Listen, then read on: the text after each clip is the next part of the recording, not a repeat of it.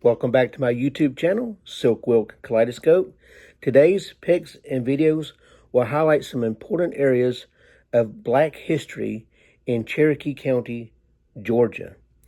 Specifically the Canton and Woodstock city areas where the majority of Blacks have lived since first coming to Cherokee County as enslaved laborers in the 1800s. The city of Canton is located about 40 miles north of Atlanta, and Woodstock is located about 30 miles north of Atlanta. And this is also a testament to how small, older communities are beginning to lose their identity and their culture to urban sprawl. This research is part of a driving tour that can be found at the following link.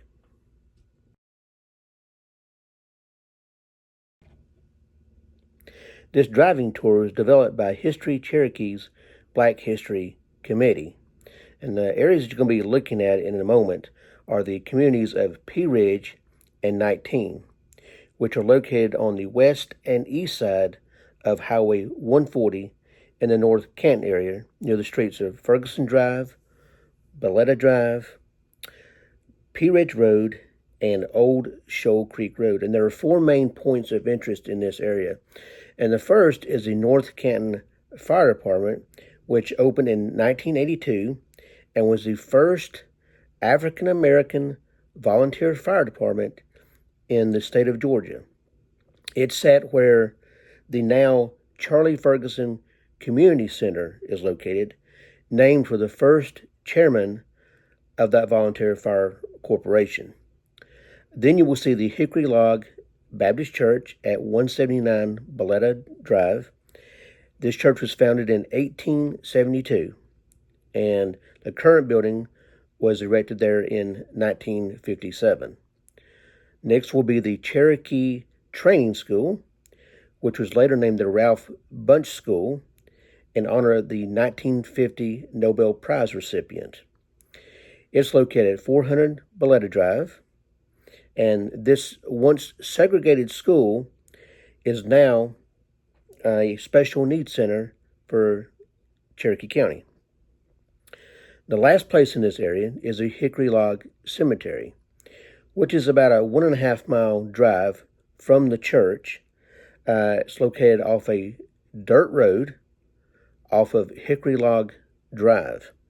This area is under construction, and eventually the cemetery will be sandwiched between two schools. And this cemetery includes the graves of many who were enslaved during the Civil War.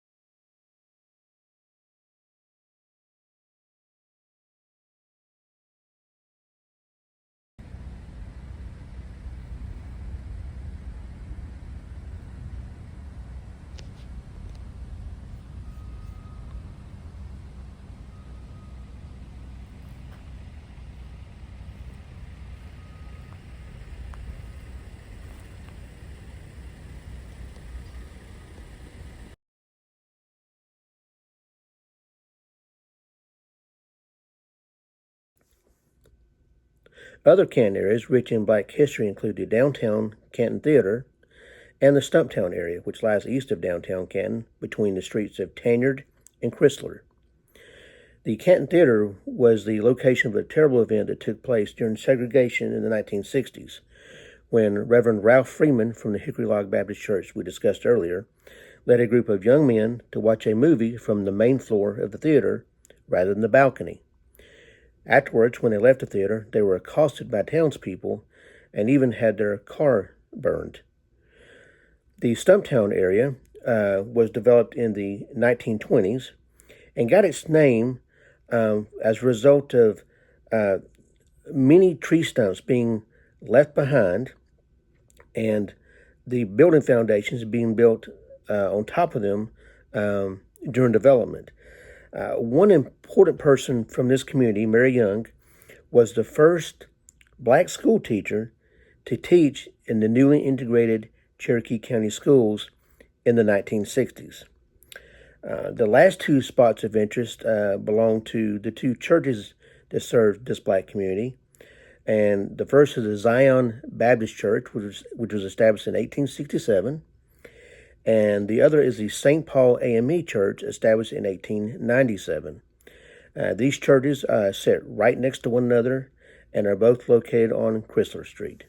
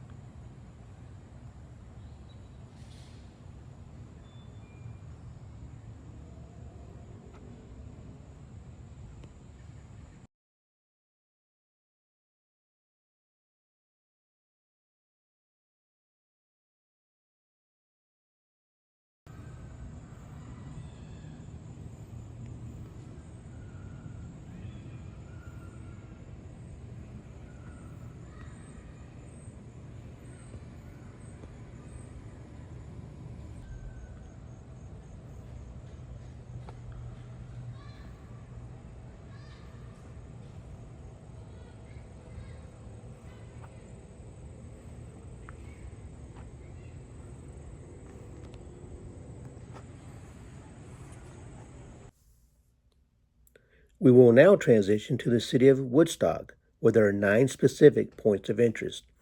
First is the Enon Cemetery, located just north of downtown, off of Main Street. Burials began here in 1845, when the population of Woodstock was very low, so it served the entire community, regardless of one's ethnicity. However, the cemetery was segregated, and remains segregated even today, but only due to the fact that people want to be buried next to their family members. One person of note buried here is Magnolia Thomas, who is a famous Woodstock resident and educator, and you'll find out a little more about her later on. The next area is a historically black neighborhood called The Hill and was comprised mostly of homes around Kyle Street, closer to downtown.